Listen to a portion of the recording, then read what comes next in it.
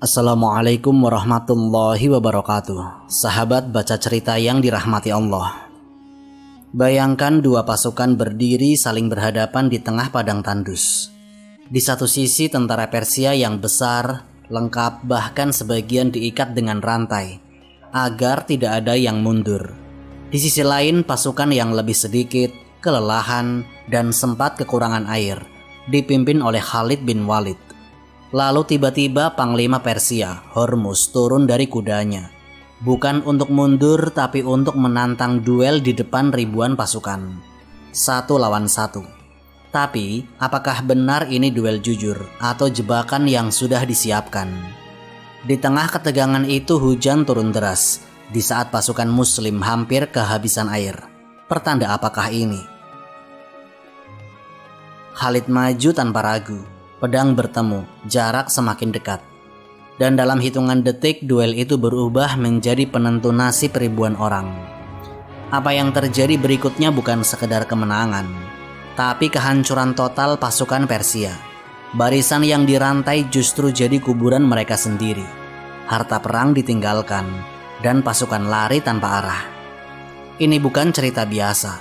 Ini adalah kisah bagaimana satu keputusan, satu duel, dan satu momen di medan perang mengubah arah sejarah dalam peristiwa yang dikenal sebagai Perang Datus Salasil. Simak kisah ini sampai akhir. Bismillah, mari kita mulai ceritanya.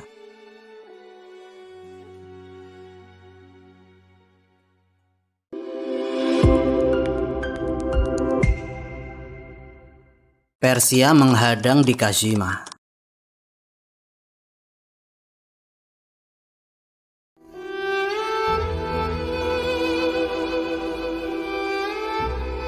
Awal kisah ini bukan langsung duel, tapi surat dan keputusan perang. Setelah urusan di wilayah Arab mulai stabil, Sayyidina Abu Bakar Ash-Shiddiq memerintahkan Khalid bin Walid bergerak ke arah Irak. Wilayah yaitu Hormuz, gubernur sekaligus Panglima Kazimah. Dalam riwayat yang dibawakan oleh At-Tabari, isi surat Khalid tegas dan langsung ke inti. Masuklah ke dalam Islam, maka engkau akan selamat. Jika engkau menolak, bayarlah jizyah. Jika engkau menolak juga, maka aku datang dengan pasukan yang mencintai kematian, sebagaimana kalian mencintai kehidupan. Ini bukan retorika kosong. Ini pola dakwah sekaligus deklarasi militer yang dikenal dalam riwayat Futuhat. Surat itu sampai ke tangan Hormuz. Ia bukan orang sembarangan. Ia bangsawan Persia, terbiasa memimpin pasukan besar, dan dikenal keras terhadap wilayah Arab. Dalam catatan sejarah seperti yang disebut oleh Ibnu Katsir, Persia memang sering menekan wilayah Arab di perbatasan, baik melalui serangan darat maupun serangan laut. Jadi bagi Hormuz, ini bukan sekedar ancaman baru, ini tantangan yang harus dipatahkan. Reaksinya cepat. Ia tidak menjawab dengan diplomasi panjang.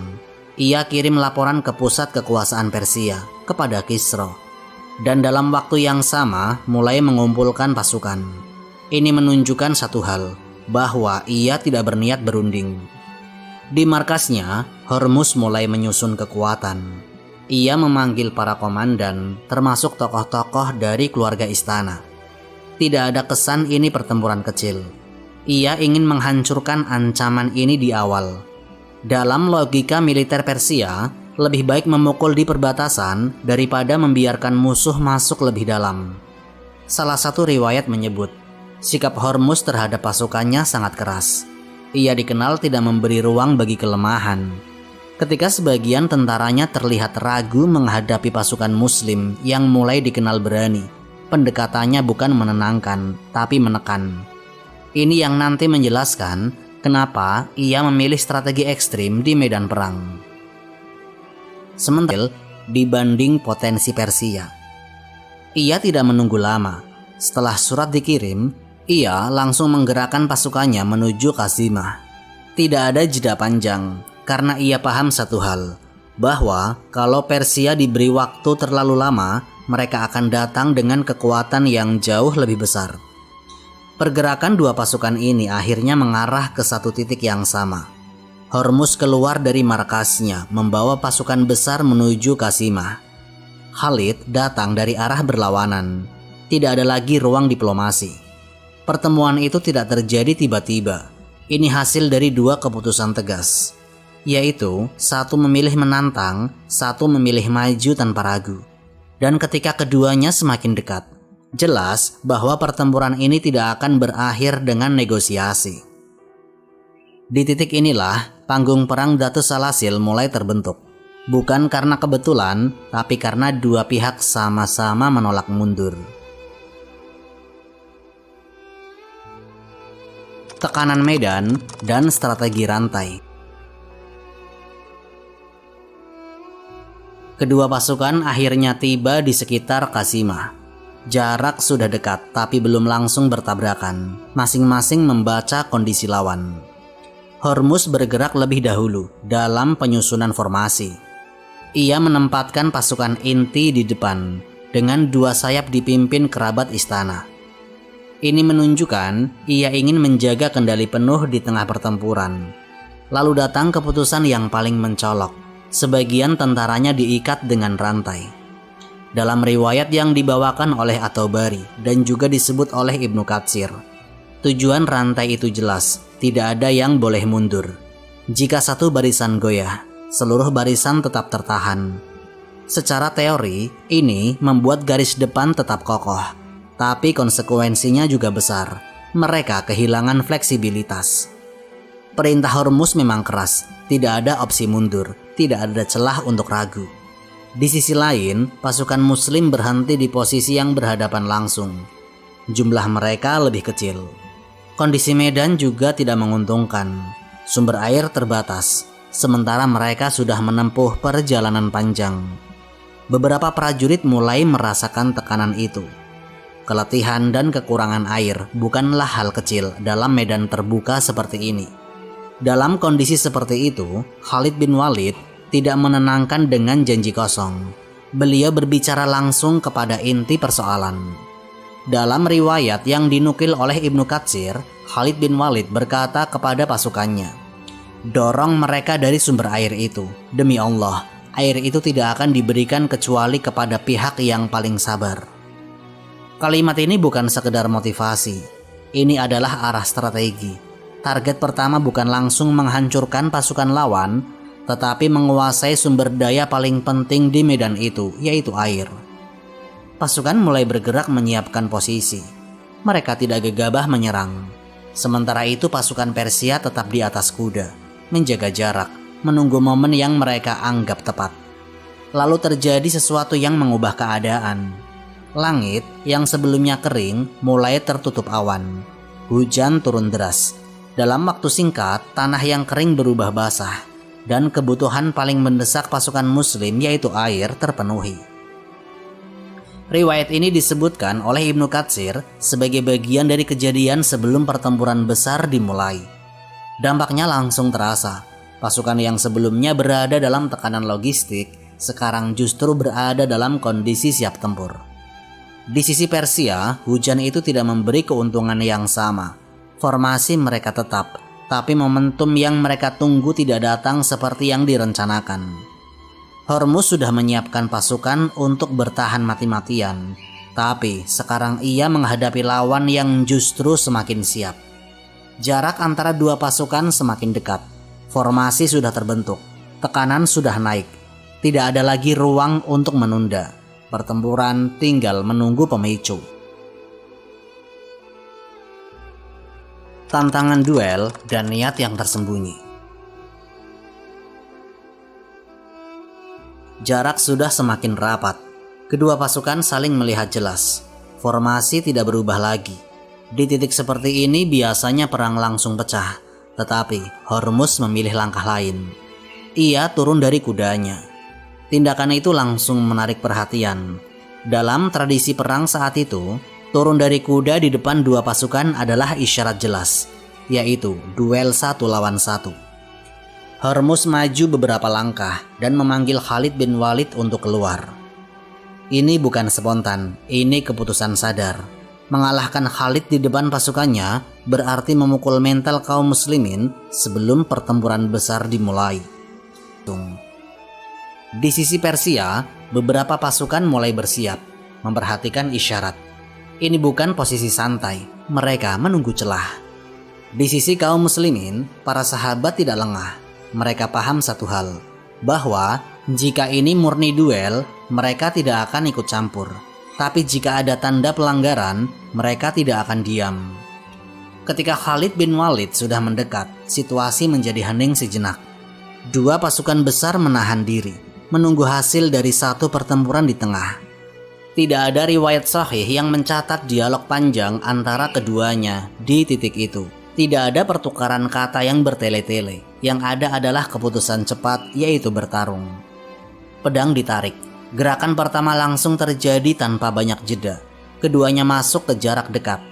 Ini bukan duel panjang yang saling menguji dari jauh. Khalid bin Walid dikenal tidak memberi ruang lawan untuk mengatur ritme. Beliau menekan sejak awal. Di sisi lain, rencana Hormuz mulai berjalan. Pasukannya perlahan bergerak, mencoba mendekat ke arah duel.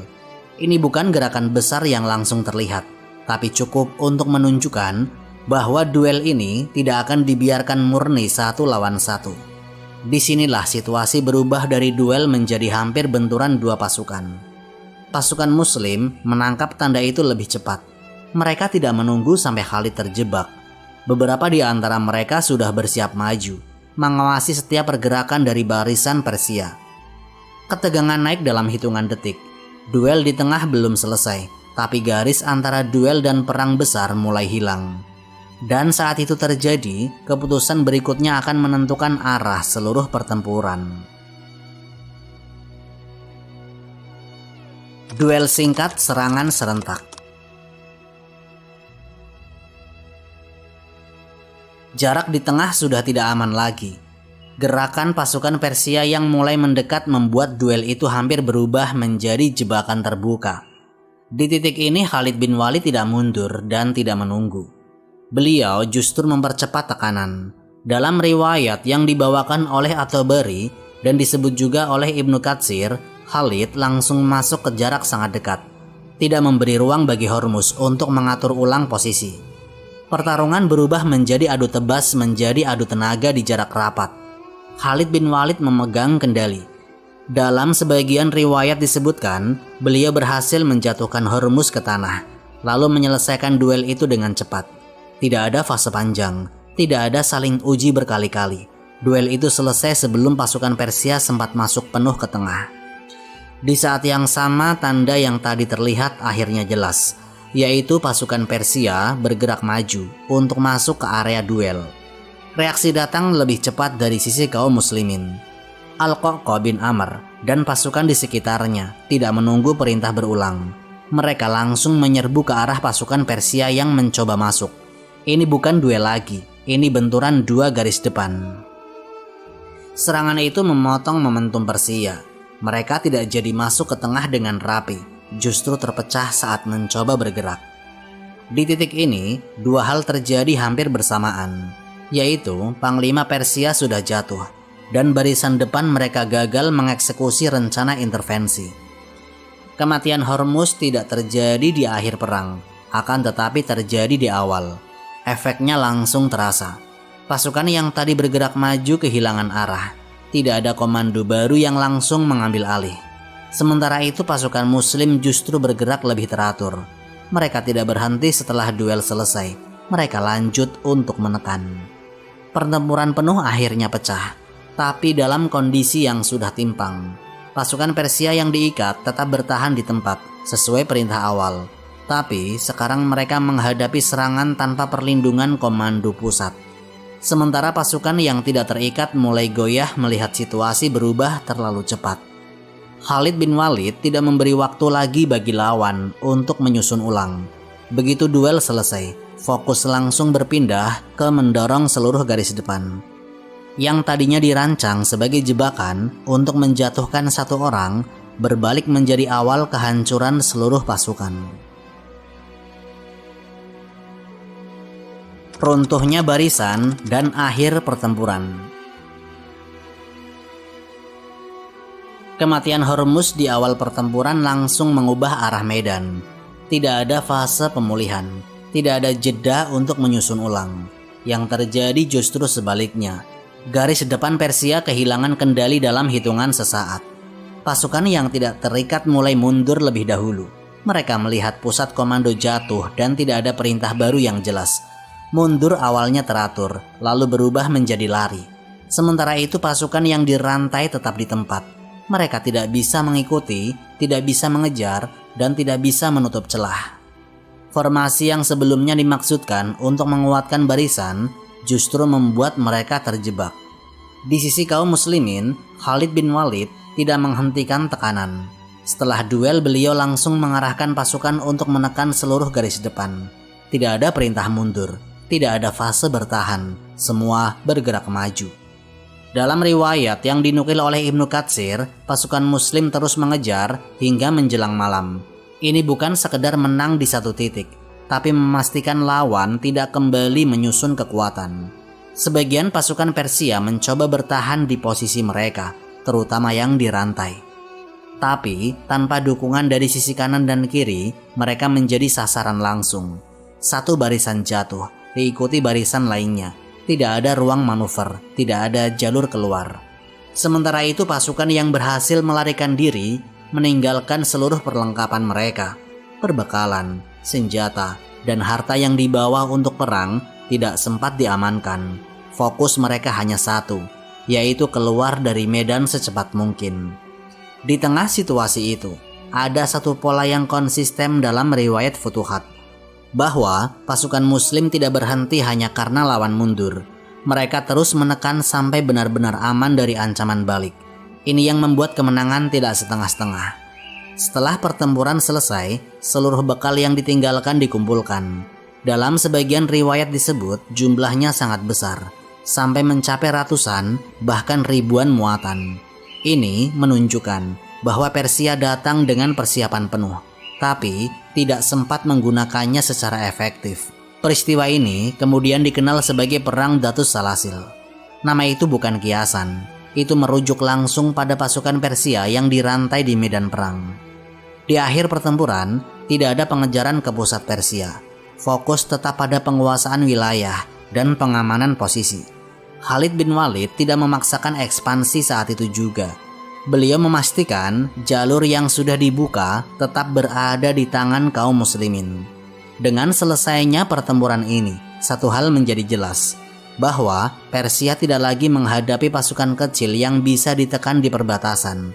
Mereka sedang berhadapan dengan kekuatan yang bergerak cepat, tegas dalam keputusan, dan tidak memberi ruang bagi kesalahan lawan. Wallahu a'lam bishawab. Semoga kisah ini memberikan manfaat dan menjadi pengingat bagi kita semua untuk terus memperbaiki diri serta meningkatkan ketaatan kepada Allah Subhanahu wa Ta'ala. Lebih dan kurangnya mohon dimaafkan. Yang benar datangnya dari Allah Subhanahu wa Ta'ala. Khilaf atau keliru itu datangnya dari saya pribadi sebagai manusia biasa. Sampai jumpa di kisah-kisah inspiratif berikutnya. Akhirul kalam, wassalamualaikum warahmatullahi wabarakatuh.